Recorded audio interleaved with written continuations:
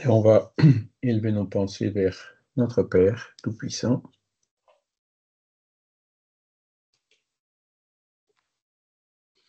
Infiniment miséricordieux envers toutes ces créatures que nous sommes, en leur envoyant en permanence des bons esprits pour nous assister, pour nous aider à trouver le chemin vers l'évolution, vers le bonheur.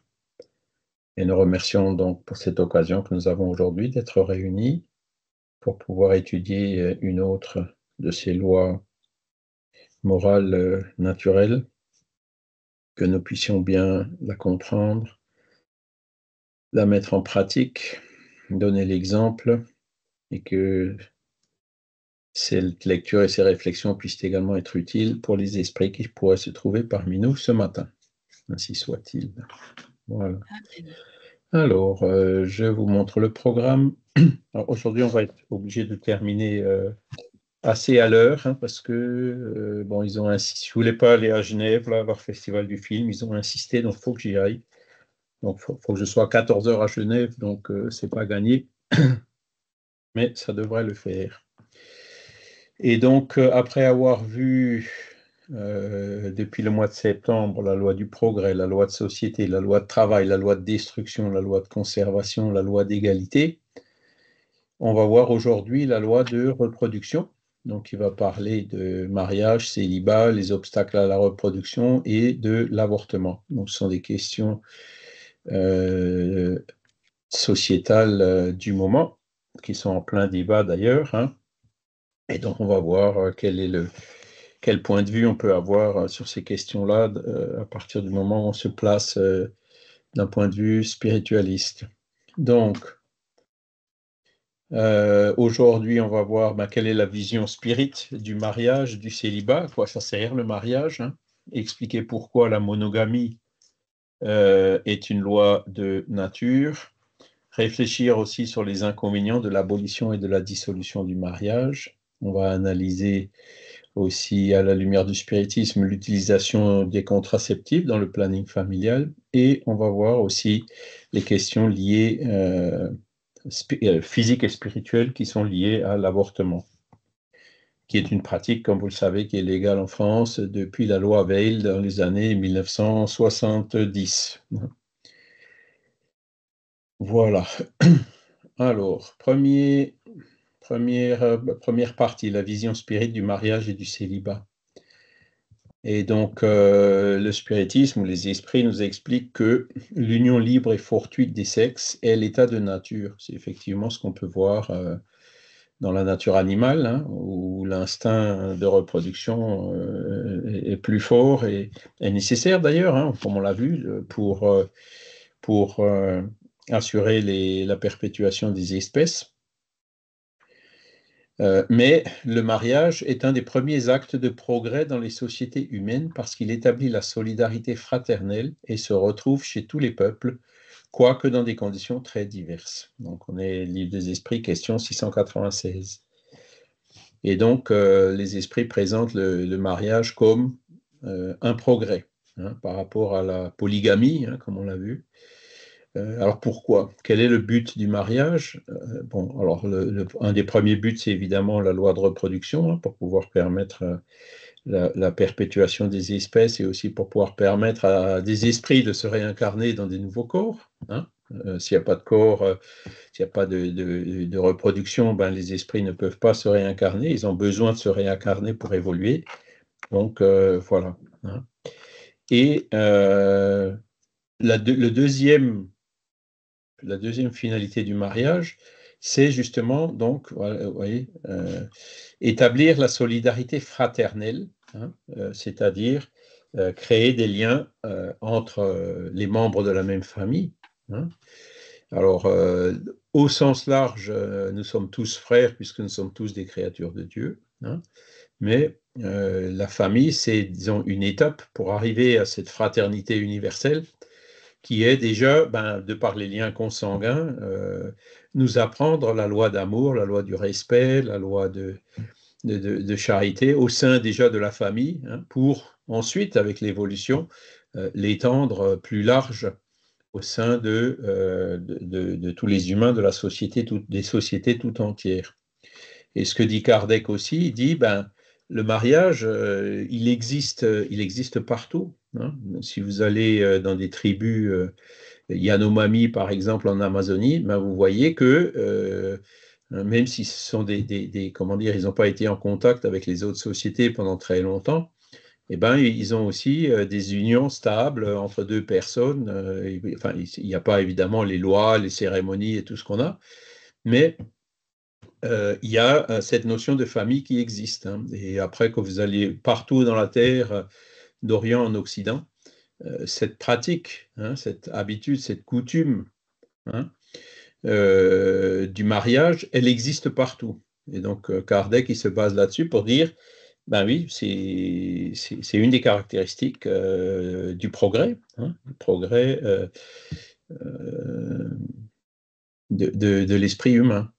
Et on voit d'ailleurs même, comment dire, des couples stables chez certains animaux, hein. Par exemple, les canards, hein, sont en couple, hein. Il n'y a pas d'union fortuite des sexes comme on peut le voir, par exemple, même chez les chiens ou chez d'autres espèces, hein, qui, voilà, dès qu'il y a une femelle en chaleur, il y a l'instinct qui se met en route justement pour assurer la reproduction. Eh ben, les canards, non, ils sont unis par couple. Les cigognes aussi, hein, comme Christiane, pardon, nous le fait remarquer. Il y a aussi les manchots, par exemple. Donc, vous voyez, c'est à différents endroits, des animaux assez différents les uns des autres. On voit qu'il y a déjà des premiers signes de cette union enfin, voilà, stable entre les individus. Voilà. Et il présente ça comme un progrès, hein. Alors, qu'est-ce que c'était à l'époque de l'homme préhistorique? Je ne saurais pas trop vous dire, mais je pense qu'il y avait aussi déjà, le Néandertal et Cro-Magnon convergeaient déjà vers une union stable, même si à l'époque, c'était peut-être encore un peu moins fort que ce que ça ne peut l'être aujourd'hui. Ok. Donc, le mariage, voilà. Après, il y a le célibat qui peut être bon, soit un choix, soit quelque chose qui dépend des circonstances, de circonstances diverses et variées.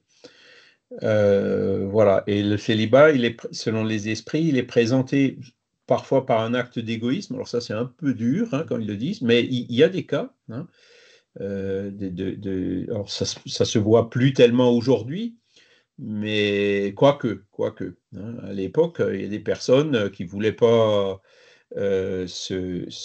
s'unir, de fonder de familles, etc., et puis qui se mettaient dans des monastères ou dans des couvents, hein. Aujourd'hui, ben, on le voit encore, hein. Je connais un ou deux célibataires, notamment un collègue du boulot, hein, qui était, enfin, un ancien collègue du boulot qui était et qui disait ouais, les femmes, ça m'embête, c'est pas câblé pareil, etc. Enfin bon, bref, il avait tout son discours, voilà. Il avait eu une ou deux unions, mais elles n'ont pas duré longtemps. Pourquoi? Parce que il préfère rester seul pour pas être embêté. Voilà. Donc là, on peut quand même voir un petit peu des traits d'égoïsme derrière, hein. Il veut rester seul, il veut pas faire de sacrifices, il veut pas partager à la limite. Donc, hein, les esprits, ils n'ont pas tout à fait tort, hein. Après, ils disent que ça peut être un acte de l'égoïsme ou de bienveillance. Alors, dans quel cas le célibat est-il un acte de bienveillance, par exemple? Ben, c'est les personnes qui veulent se dévouer à une mission, à une tâche.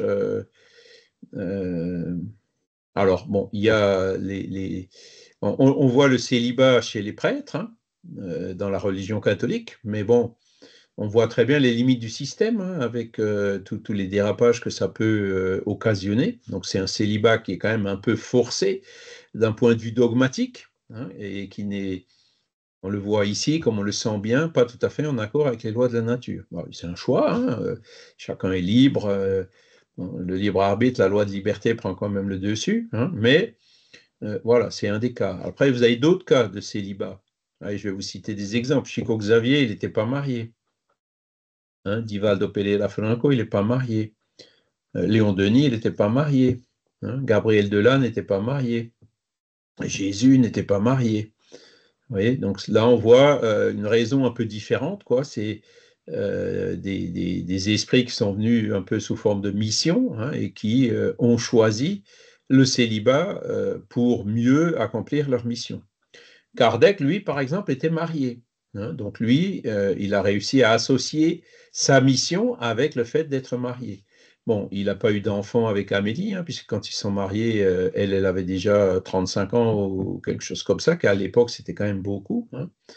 Mais il a quand même choisi le mariage, hein, il n'a pas choisi le célibat. Donc on voit que des fois, ça peut être un choix qui part d'une bonne intention, c'est pour mieux réaliser une mission, hein. Voilà.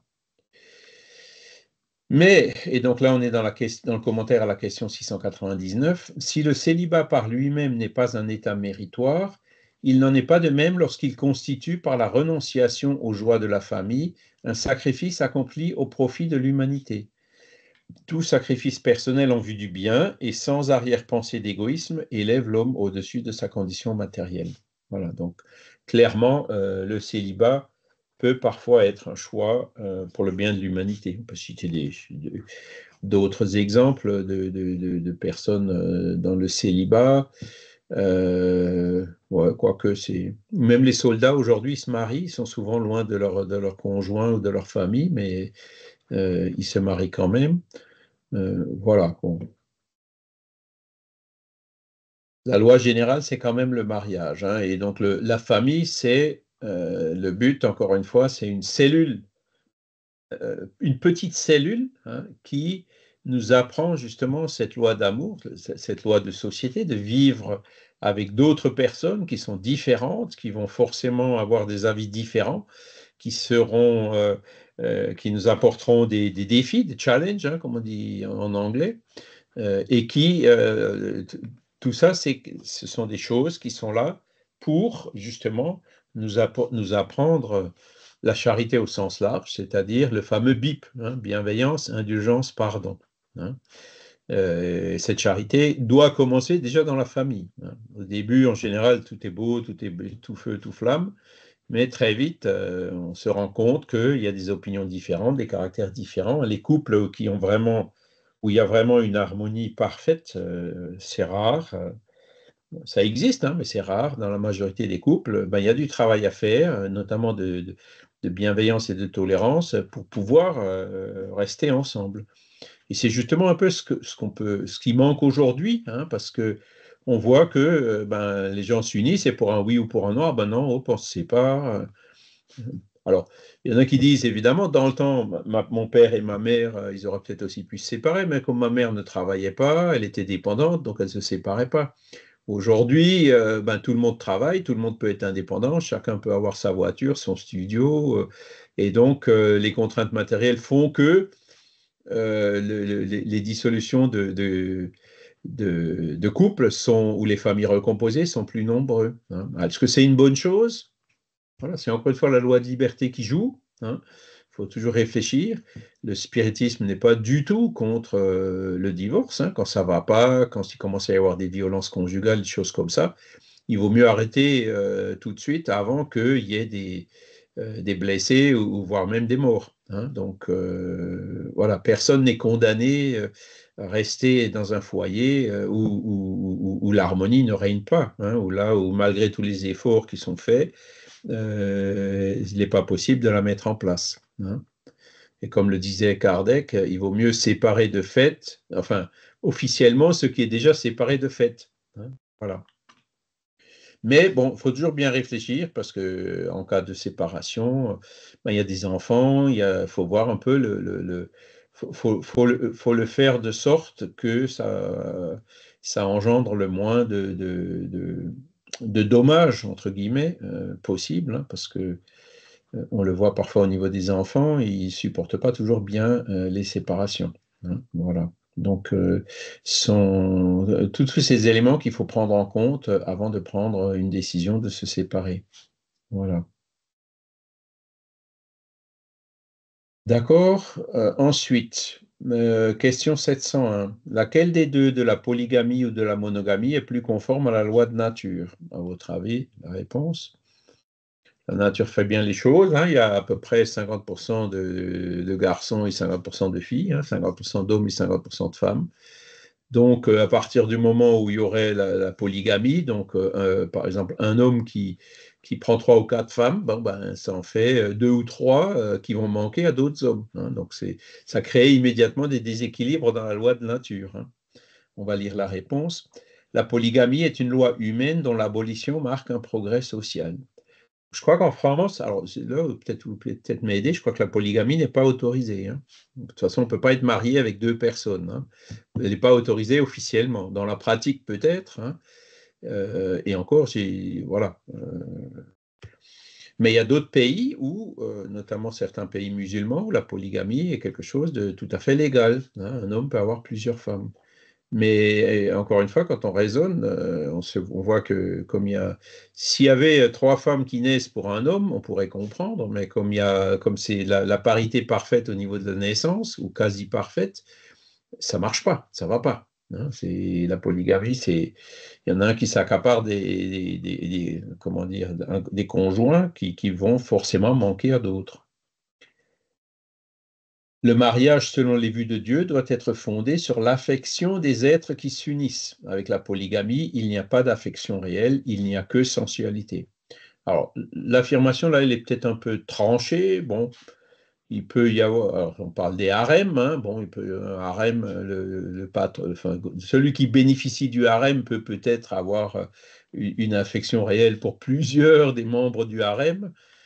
Bon, peut-être, hein, mais c'est vrai que dans le cas général, c'est pas ça, quoi, hein. C'est plus effectivement une question de sensualité, et puis rien que le déséquilibre que cela produit, hein, dans la société fait que ben voilà, les gens qui pratiquent la polygamie sont motivés par d'autres raisons que l'affection réelle. S'il y avait de l'affection réelle, une charité, par exemple, vis-à-vis de chacun, voilà, on laisserait l'équilibre de la nature, hein, se faire, et on n'irait pas accaparer euh, des conjoints indûment, hein. Et déjà, la polygamie, souvent, c'est déséquilibré aussi au niveau masculin-féminin, hein, parce que là aussi, peut-être vous pouvez m'aider, j'ai jamais vu de cas de polygamie avec une femme qui accapare plusieurs hommes, hein. C'est plutôt l'inverse.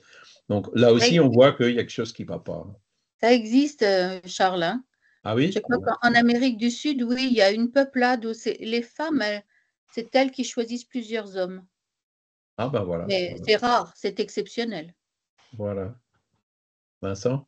J'ai vu une femme, en tout cas du côté de là où je travaillais auparavant, dans les métiers de la plasturgie, une femme patron d'entreprise qui avait, disons, plusieurs jeunes hommes à ses services, quoi. Ouais, ben voilà. Donc il peut y avoir effectivement des exceptions, hein, mais en général, c'est plutôt l'inverse, quoi. Et puis bon, voilà, c'est là où on voit que bon, il y a tu as dit à son service, hein, donc bon, on voit que alors, qui dit service dit en général des relations commerciales, hein, donc voilà, c'est pas vraiment de l'affection réelle, on est bien d'accord. Et voilà. Alors là, vous voyez ces questions d'affection et de sensualité, d'affection réelle et de sensualité, c'est une autre réalité qu'on voit aujourd'hui, hein. Il y a beaucoup de couples qui s'unissent par pur désir sensuel et sans vraiment d'affection réelle. Et évidemment, ça, ce sont les couples qui se dissolvent le plus rapidement, quoi, hein. Donc, voilà, Vincent. J'ai rencontré aussi des hommes qui, par vanité, avaient plusieurs familles, avec des enfants et des petits-enfants du même âge. Oui, oui, c'est ça, oui. Et qui partagent leur temps entre l'une et l'autre, à des endroits différents parfois, etc. Mais encore une fois, quand on réfléchit, on voit que c'est pas équitable, quoi. Il y a quelque chose qui ne va pas. C'est pas en harmonie avec les lois de la nature. Ça passera avec le temps, comme il dit, hein. L'abolition marque le progrès social. Alors, si la polygamie était selon la loi naturelle, elle devrait pouvoir être universelle, ce qui serait matériellement impossible vu l'égalité numérique des sexes, hein. C'est ce que je viens de vous dire à plusieurs fois. Hein. Il y a autant de garçons que de filles qui naissent, donc c'est 1 pour 1, c'est pas 1 pour 2 ou 1 pour 3. L'abolition du mariage serait donc le retour à l'enfance de l'humanité et placerait l'homme au-dessous même de certains animaux qui lui donnent l'exemple d'union constante. Hein, on en a aussi parlé au départ. Voilà.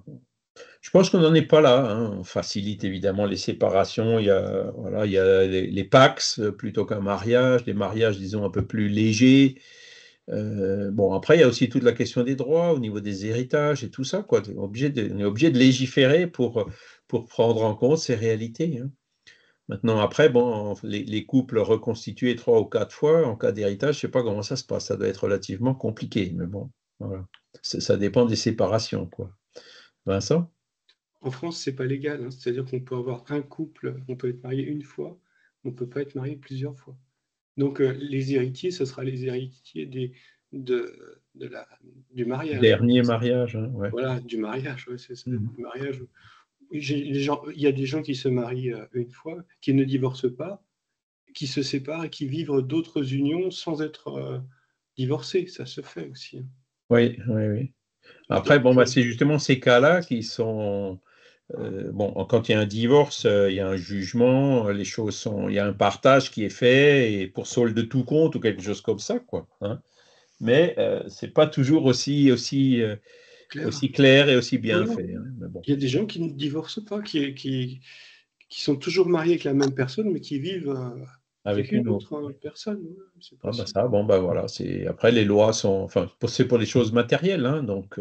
Il y a qu'un seul critère par rapport à toutes ces séparations, ces divorces, c'est est-ce qu'on progresse spirituellement ou pas?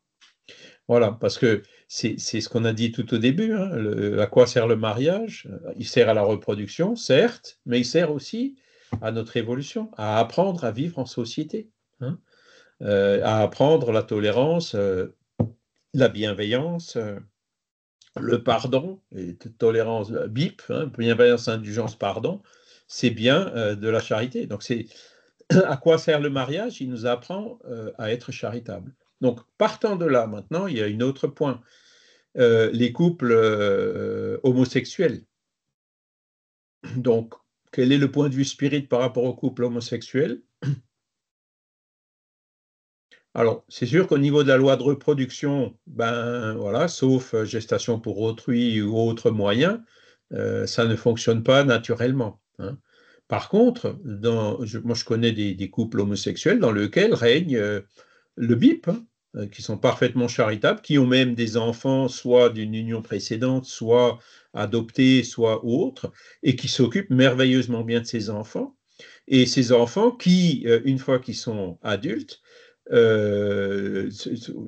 c'est pas parce qu'ils étaient élevés, par exemple, je connais une jeune femme hein, qui disait sur ses réseaux sociaux, j'ai 2 papas. Hein. Et ben, en fait, elle s'est mariée avec un homme de façon tout à fait normale. Hein. Les statistiques prouvent que les enfants élevés par des familles homosexuelles n'ont pas plus de probabilité de devenir homosexuels eux-mêmes que la moyenne. Voyez. Donc, partant de là, comme c'est la loi d'amour qui compte dans le mariage, la loi d'évolution, le spiritisme, voilà, il n'a pas d'objection par rapport au mariage entre 2 hommes ou entre 2 femmes, hein. Si ce n'est éventuellement cette loi de reproduction. S'il n'y avait que des homosexuels, ce serait évidemment beaucoup plus difficile. Mais là aussi, les statistiques montrent que partout dans le monde, et puis de façon stable depuis très longtemps, le pourcentage d'homosexuels est à peu près de 10%, il ne varie pas.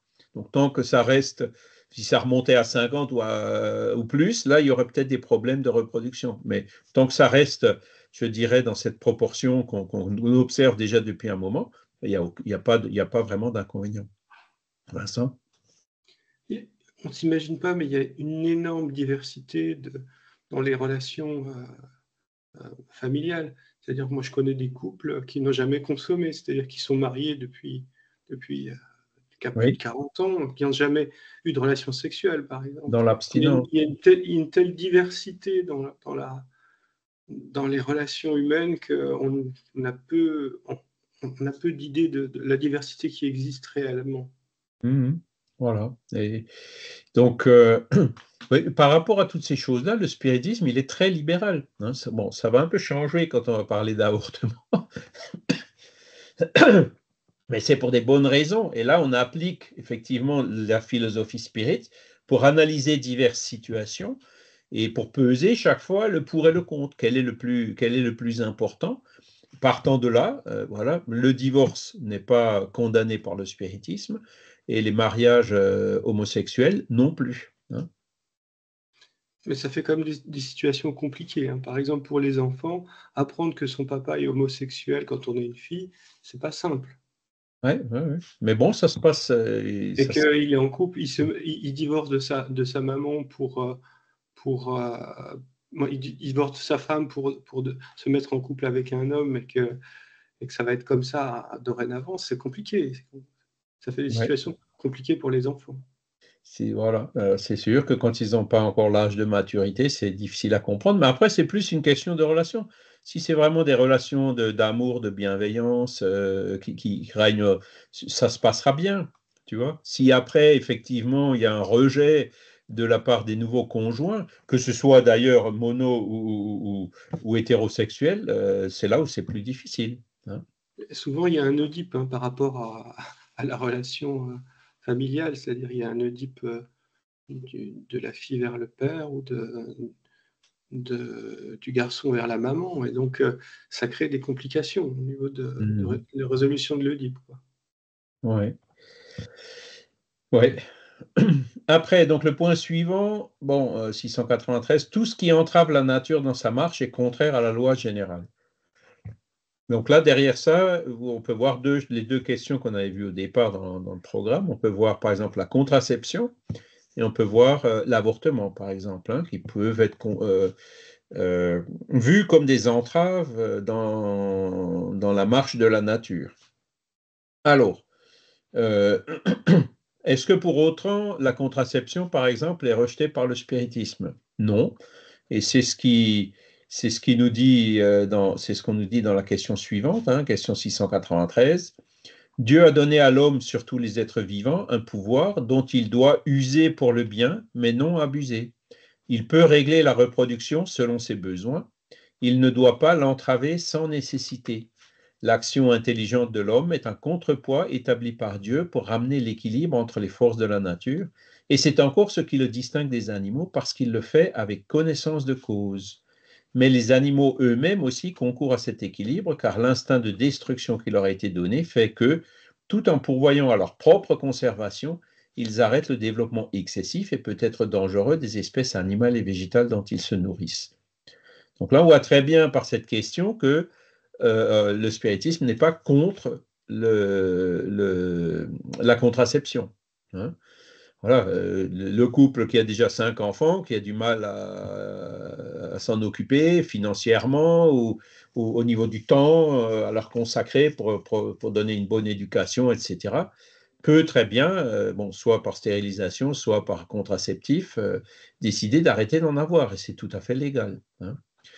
Donc ça, c'est user de ce pouvoir. D'accord? Alors, dans quel cas est-ce qu'on abuse? Ben, c'est l'inverse, quoi. C'est du genre, ah ben non, nous, on ne veut pas s'embêter avec des enfants, on n'en veut pas, voilà, ou peut-être pour favoriser des relations sexuelles, enfin, pour pousser la sensualité ou je ne sais quoi. Et donc, le choix de ne pas vouloir avoir des enfants. Alors, ce choix peut être parfois justifié, mais là encore, il faut bien se poser la question, est-ce qu'il n'y a pas des motivations égoïstes derrière? Hein. Donc, si c'est un choix qui est par des motivations, entre guillemets, légitimes, pourquoi pas? Hein. Si c'est des motivations égoïstes, eh ben, on voit qu'on dérape, on va dans l'abus. Hein. Stéphane? J'aurais quand même tendance à dire que si des personnes sont dans cet égoïsme, effectivement, il vaut mieux qu'elles n'aient pas d'enfants, parce que bon, ça n'apportera peut-être que des difficultés. Donc Mhm. le libre arbitre, là, il joue certes, mais si c'est pour faire n'importe quoi derrière, C'est sûr, effectivement, c'est un bon argument, Stéphane. Maintenant, d'un autre côté, quand j'habitais encore au Brésil, jeune marié, mon épouse avait des problèmes de perturbation spirituelle. Et quand on est allé chercher de l'aide auprès d'un centre spirit, une des premières questions que la personne qui nous a accueillis nous a posées, c'est: est-ce que vous avez des enfants? Et quand on a dit non, il disait: mais vous en avez pas parce que voilà, par souhait ou... Et donc on lui a dit non, c'est parce que voilà, il n'y a pas de contraception, mais pour l'instant il n'y en a pas eu. Et d'ailleurs il n'y en a pas eu jusqu'à aujourd'hui. Donc un problème de stérilité, quoi. Donc c'est encore une autre difficulté. Et après on lui a demandé: mais pourquoi vous posez cette question? Alors il nous a dit: vous savez, dans le monde spirituel, quand on se marie, des fois on prend des engagements vis-à-vis d'autres esprits pour qu'ils puissent venir se réincarner chez nous. Et donc, quand on bloque trop longtemps, ben, l'esprit qui doit venir, il va faire: eh oh, vous m'aviez promis, etc. Et donc, ça peut être source de perturbations spirituelles. Voyez, c'est là où on comprend des promesses non tenues, qu'il puisse y avoir une perturbation, entre guillemets, qui puisse être soit l'esprit à qui on l'avait promis, il est fâché parce qu'on n'a pas tenu nos promesses. Dans ce cas-là, il se venge, et ce n'est pas forcément un esprit très évolué, certes, mais bon, ça c'est encore une autre affaire. Mais donc, vous voyez, c'est le genre de situation que peut provoquer un abus de la contraception. Voilà. Et c'est sûr que si tout le monde prenait de la contraception, ça entraverait aussi la loi de reproduction. On le voit d'ailleurs dans certains pays où la population diminue, où vous avez un taux de natalité qui est très faible. En France, bon, ça va c'est en dessous de ce qu'il faudrait pour assurer la perpétuation, la stabilité de la population, mais vous avez d'autres pays, alors je ne sais pas lesquels sont les pires, je ne sais pas si c'est la Russie où vraiment le taux de natalité est faible au point que la population diminue, quoi. Donc là, on voit très bien qu'à long terme, c'est pas stable. Donc c'est quelque chose qui tire l'équilibre un peu vers le bas. La politique qu'a eu la Chine, par exemple, pendant longtemps, de l'enfant unique, je ne sais pas si aujourd'hui ils en payent déjà le prix. Moi, je l'ai un peu vu au niveau du boulot, puisqu'on a travaillé avec des Chinois pendant un moment, puis c'est clair qu'on voit tout de suite que c'est tous des fils uniques, des enfants gâtés. Vous voyez ce que je veux dire? Donc ça, forcément, ça finit par peser aussi sur la société en général. Voilà. D'accord? Donc là aussi, le spiritisme n'est pas contre la contraception, mais il dit qu'il faut en user à bon escient et non pas en abuser. Voilà. Alors, ensuite, maintenant, on va passer au cas suivant, c'est l'avortement. Donc là, ça va devenir un petit peu plus difficile et puis on va essayer de comprendre pourquoi. La mère ou tout autre commettra toujours une erreur en ôtant la vie à l'enfant avant sa naissance, car c'est empêcher l'âme de supporter des épreuves dont le corps devait être l'instrument. Alors là, j'ai mis selon Allan Kardec, le livre des esprits, question 358, parce que je ne prends pas la question telle qu'elle est écrite, puisqu'elle est écrite d'une façon qui aujourd'hui ne serait pas acceptée. Alors pourquoi est-ce qu'on dit une erreur? Parce que à partir du moment, on sait que le processus d'incarnation se planifie avant la conception. Il y a le programme qui est fait, comme on l'avait vu dans le cours où on parle de réincarnation. Les esprits se mettent d'accord avec les parents, est-ce que je peux venir chez vous, etc. Ensuite, il dit, voilà, je veux être garçon ou fille, avoir telle et telle caractéristique, etc. Tout ça, c'est planifié avant. Après, dès le moment de la conception, même un peu avant, pour que ce soit le bon ovule qui se libère des ovaires ce mois-ci et que ce soit le bon spermatozoïde sur les millions qui arrivent en premier, pour avoir, je dirais, la bonne combinaison souhaitée au niveau chromosomique, il y a forcément déjà une influence spirituelle qui se fait. Et l'union de l'âme qui se réincarne avec son corps commence dès la conception. Donc, qu'est-ce qui se passe? Et c'est d'ailleurs le fait qu'il y ait une âme qui soit liée au zygote, à l'ovule fécondé, qui fait que, par multiplication cellulaire, se produit aussi cette spécialisation, l'embryogénèse, le fœtus qui se développe en 3 dimensions pour faire les membres, les bras, la tête, aussi au niveau fonctionnel, qui font les os, les organes, etc., au point que, au bout de quelques semaines, il y a déjà le cœur qui bat. Hein. Donc ça, tout ce processus d'embryogénèse, il est réalisé grâce à l'âme, l'esprit, hein, qui n'est pas celui de la mère, hein, ni celui du père d'ailleurs, et qui se lie au zygote, à cet embryon. D'accord? Donc l'avortement, en quoi ça consiste, hein? Si on avorte en France, je crois qu'on peut jusqu'à 6 semaines, c'est ça, ou 8 semaines? Voilà, enfin c'est quelque chose comme ça. Ben, l'esprit est déjà lié à cet embryon. Donc le fait d'avorter, ça revient tout simplement je dirais, détruire l'embryon et par là même euh, expulser l'esprit qui était déjà lié. Vous voyez. Et c'est ce raisonnement, c'est cette réalité, hein, qu'on voit au niveau du monde spirituel, au niveau du processus de réincarnation, qui nous amène à réfléchir pour dire, est-ce que c'est une bonne chose d'expulser un esprit qui était déjà en train de se réincarner? Je pense qu'en toute évidence, la réponse, c'est non. Hein.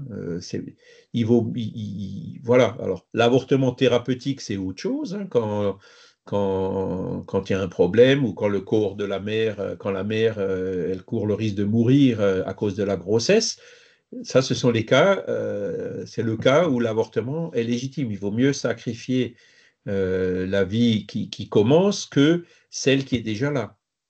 Des fois, les médecins sont obligés de faire des choix comme ça. Hein. Ça arrive d'ailleurs très souvent. On l'a vu malheureusement pendant la pandémie par le fait qu'il n'y avait pas assez de place en soins intensifs et que donc, désolé, vous avez plus que 80 ans, on vous laisse là, on ne vous met pas aux soins intensifs et débrouillez-vous, quoi. Il y en a qui ont quand même survécu, mais voilà c'était la réalité. Hein.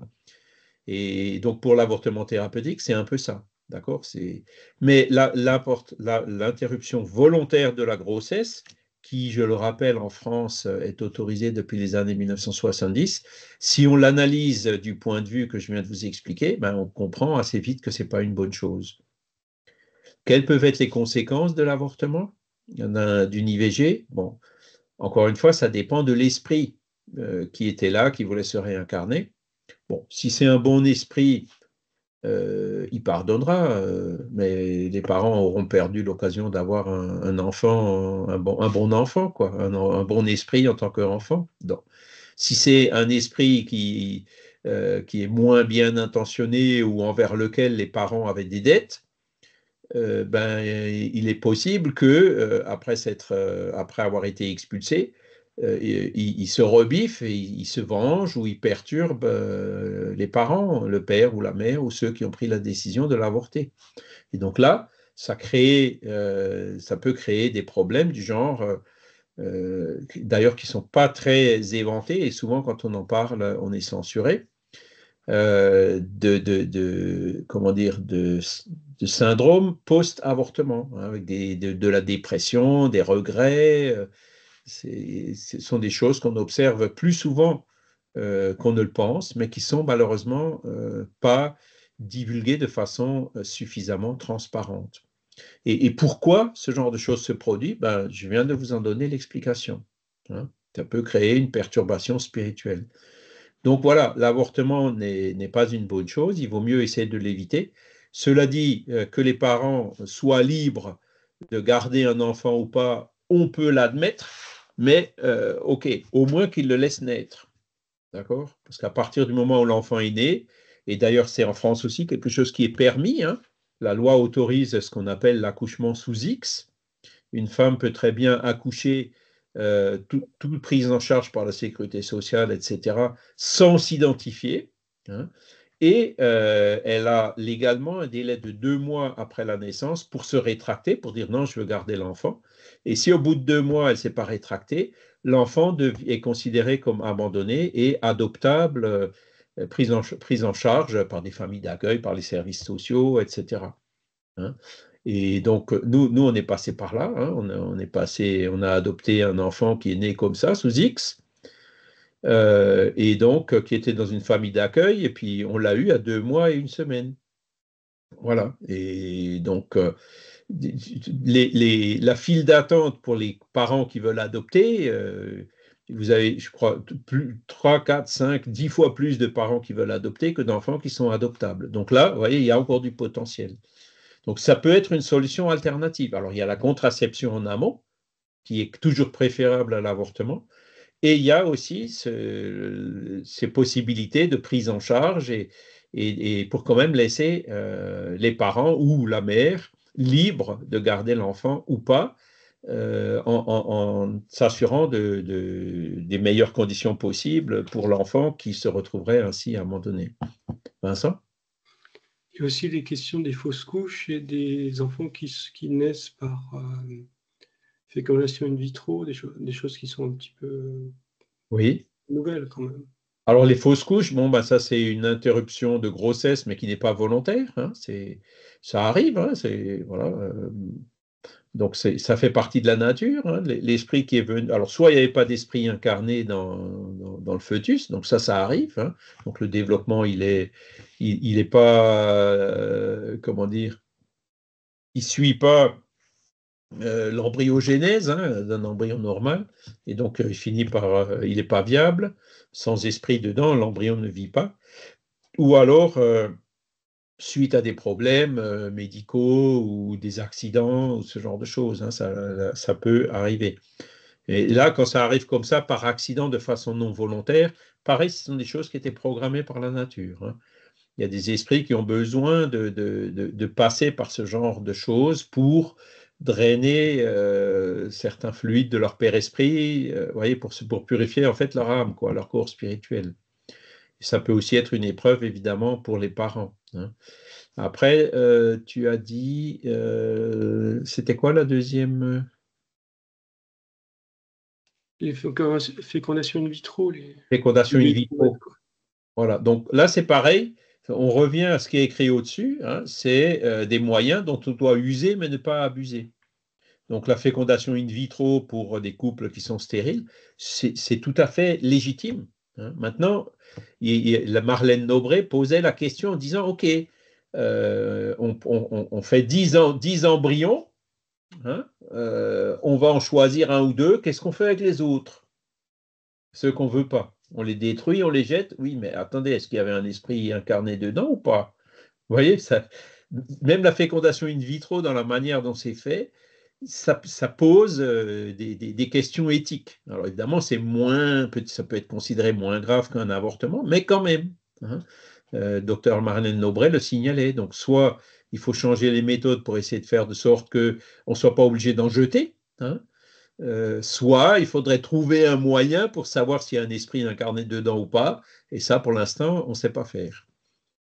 Disons matériellement, hein. Stéphane?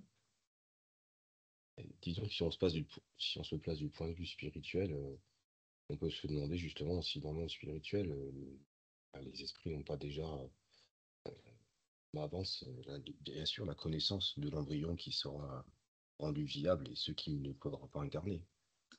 Oui, forcément. Parce que après, comme on l'a dit, hein, l'esprit qui veut se réincarner en garçon, bon, bah, les embryons en filles in vitro, et ça ne lui servira pas. Donc il y a forcément un choix qui se fait à un moment, tu vois. Alors si effectivement, dans chaque cas de fécondation in vitro, il y aurait un esprit qui pourrait nous garantir, voilà, c'est celui-là qui est viable, et puis les autres, il n'y a pas d'esprit incarné dedans, vous pouvez les détruire. Bon, là, ça irait, mais on n'en est pas là, hein. On y arrivera peut-être un jour, hein, par médiumnité ou autre, mais pour l'instant, on n'en est pas là. Voilà. Donc, vous voyez, même la fécondation in vitro, le spiritisme n'est pas contre. La seule chose que le spiritisme dit, c'est une erreur, hein, vraiment, c'est bon, les abus et l'avortement, hein. C'est trop tard. Une fois que l'esprit est dedans, le faire partir de force, de façon volontaire, on peut comprendre que c'est pas quelque chose qui est en harmonie avec les lois de la nature. Alors pour l'avortement, on avait un autre cas, hein, d'une personne qu'on connaissait dans le groupe de Tannes, C'est une dame qui avait un petit garçon, hein, dès qu'il a commencé à parler, à 3-4 ans, qui un jour lui dit Je suis déjà venu une fois, tu n'as pas voulu de moi, et tu vois, maintenant je suis revenu. Effectivement, cette femme-là avait avorté lors d'une première grossesse. Donc, elle était un peu remuée, quoi. Donc là, c'est un cas où, entre guillemets, ça s'est bien passé, quoi. Mais voilà, des fois, il y a des esprits qui sont retors et qui peuvent perturber sérieusement les personnes qui ont fait le choix. Michel? Euh, j'ai un joli exemple d'avortement, entre guillemets. C'est une jeune femme qui avait avorté, qui du coup avait beaucoup de mal à dormir la nuit.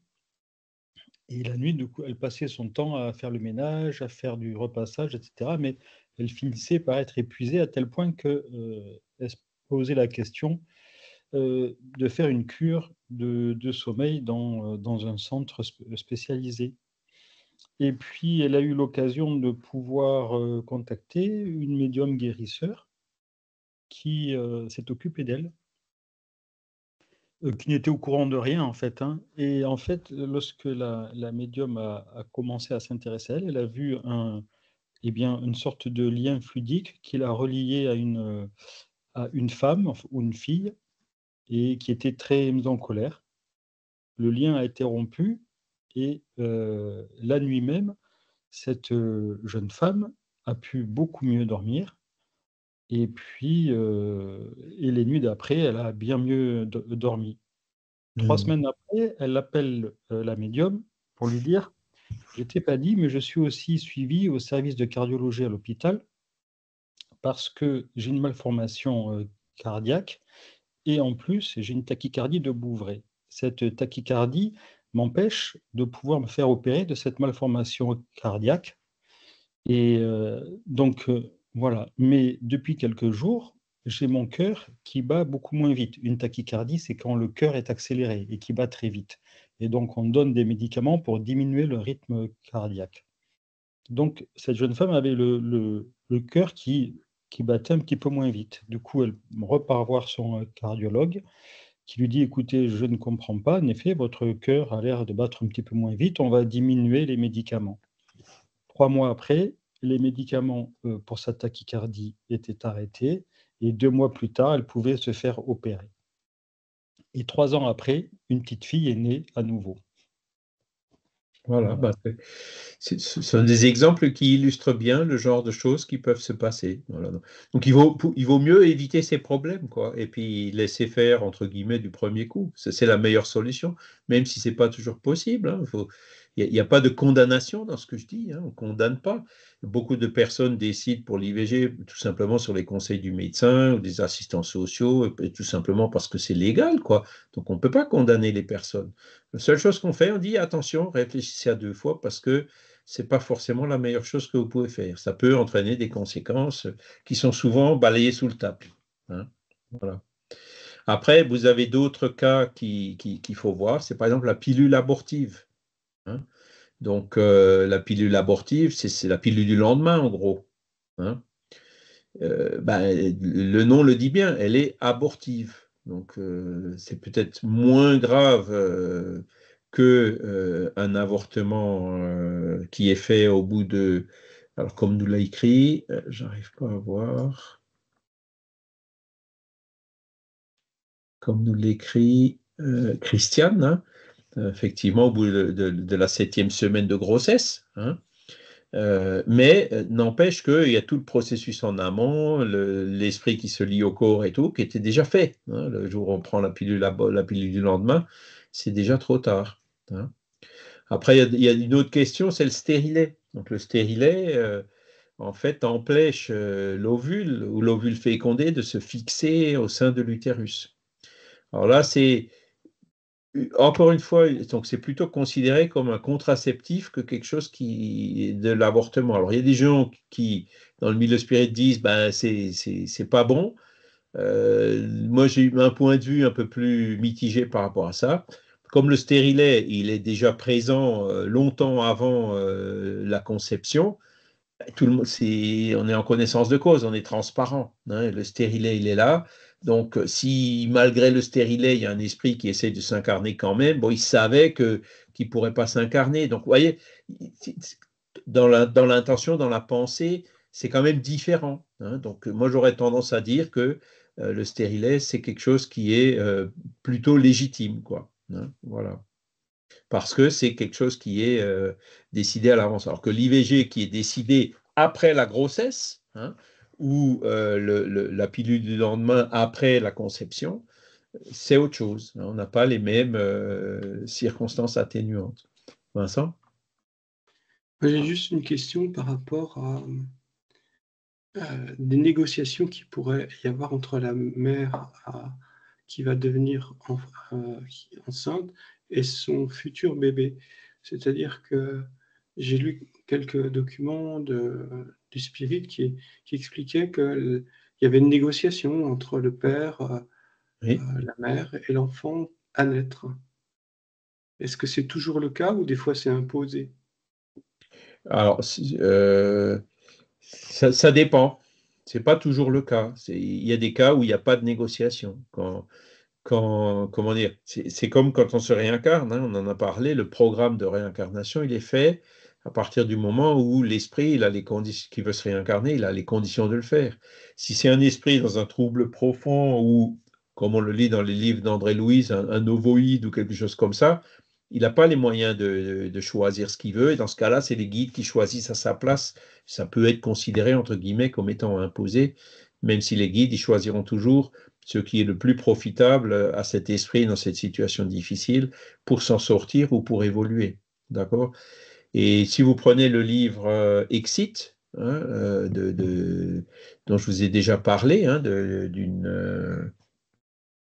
alors attendez, non, c'est pas celui-là. Si, c'est celui-là, ouais. Donc, où là, on voit que l'esprit qui s'était suicidé négocie avec l'esprit de sa future mère de se réincarner là. On ne parle pas du père. Hein. Et pourquoi? Parce que le père, il était sur une autre longueur d'onde. Lui, il n'était pas prêt à négocier ce genre de choses. Donc, ça a été négocié entre l'esprit qui se réincarne et la mère. Tu vois. Donc, selon les circonstances, ça peut se faire, mais ce n'est pas systématique. Et dès que c'est possible de ne pas... dès que les guides peuvent laisser faire le libre arbitre, ils laisseront faire le libre arbitre. Tu vois. Et quand les guides imposent quelque chose, c'est vraiment parce que le libre arbitre n'est pas possible à cause d'une situation particulière, mais je dirais ce genre de situation, c'est la minorité. Voilà.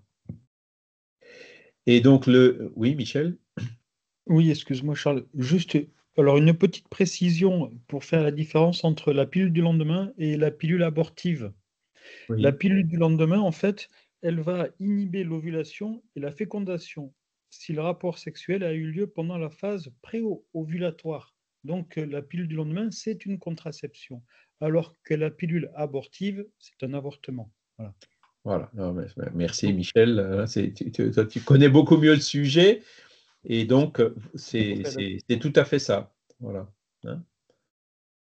Merci. Voilà. Donc, le dernier point, c'est dans le cas où la vie de la mère serait en danger par la naissance de l'enfant, y a-t-il crime à sacrifier l'enfant pour sauver la mère? Réponse, il vaut mieux sacrifier l'être qui n'existe pas encore, hein, à l'être qui existe. Il n'existe pas encore physiquement à l'être qui existe. Donc ça, c'est l'interruption thérapeutique de grossesse qui, là aussi, est légitime selon la réponse des esprits. Voilà. Eh bien, on a terminé. Il nous reste encore 4 minutes. Est-ce que vous avez encore des questions? Donc, oui, on est très libéral. Hein. Écoutez, le Vatican, la contraception, ils n'en veulent pas. Hein. Le spiritisme est quand même beaucoup plus ouvert, quoi.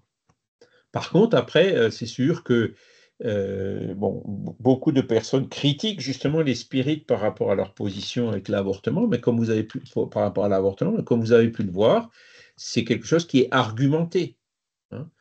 Les lois permettent des choses qui ne sont pas forcément en phase avec les lois de la nature. Et c'est au fur et à mesure de la compréhension des choses que les lois évoluent les lois humaines, hein, pour s'adapter progressivement aux lois de la nature. Et là, en l'occurrence, hein, pour l'avortement, cette évolution n'aura lieu que lorsqu'on cessera de considérer l'embryon comme une chose ou une partie du corps de la mère et qu'on le considérera comme un organisme dans lequel est déjà présent un esprit tiers, qui est ni celui du père, ni celui de la mère, qui a son ADN propre à lui, même si son ADN est lié par la génétique, de par les ADN du père et de la mère, c'est son ADN à lui.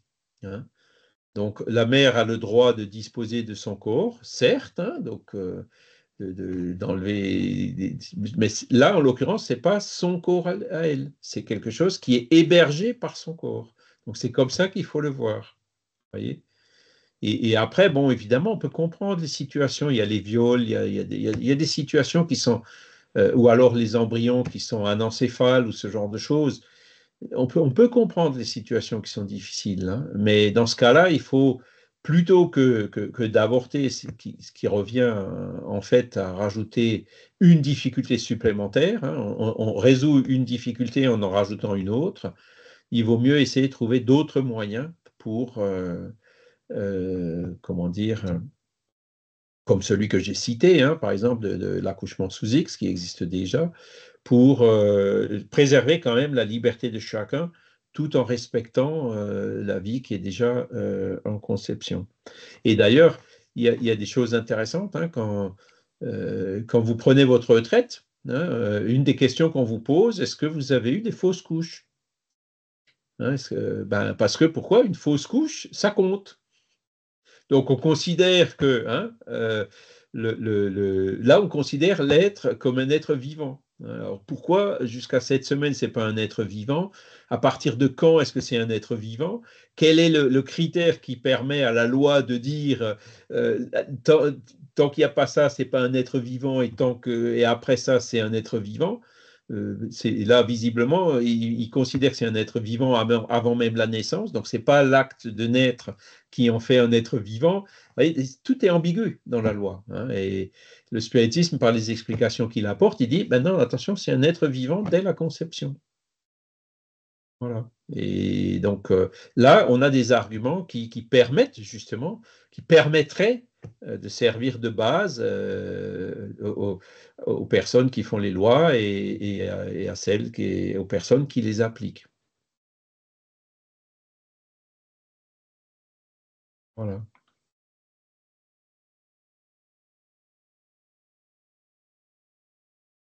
D'accord? Des questions?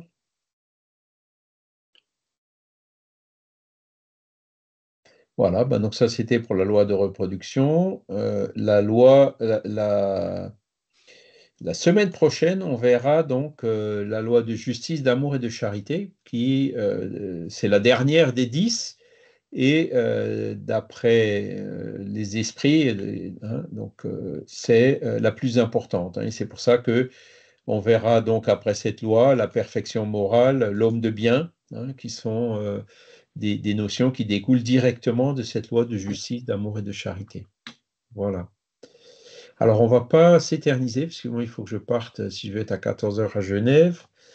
Donc, on va faire une petite prière pour remercier les esprits qui étaient avec nous aujourd'hui, d'avoir pu avoir ces dialogues, ces réflexions ensemble, que cela puisse nous aider justement à prendre les bonnes décisions lorsque les situations se présentent, et à pouvoir faire la prévention si c'est nécessaire, et aussi que ça puisse être utile pour les esprits qui sont là, hein, sachant que on aura encore du chemin à faire pour arriver à un paradigme spiritualiste, mais que c'est en cours. Et donc, par l'analyse des choses, non pas d'un point de vue réduit à l'aspect matériel, mais en prenant compte toutes les dimensions de la nature, notamment cette dimension spirituelle, on peut arriver effectivement à des conclusions qui sont différentes de celles qui sont admises couramment aujourd'hui. Et donc, merci à tous ces esprits qui sont venus nous donner tous ces enseignements qui nous permettent de progresser. Voilà. Merci à vous. hein. Je vous souhaite un excellent dimanche, une excellente semaine, et puis je vous dis à bientôt. Oui, et vous, bonne route. Oui, merci. Merci Charles. Bon dimanche à Bonne journée à tous. tous. Merci. Au revoir tout le monde. Au Bonne revoir. semaine. Bon dimanche. Merci. Merci, vous de même. Faites bien attention sur la route, Charles, hein. Oui, Vous êtes oui. précieux.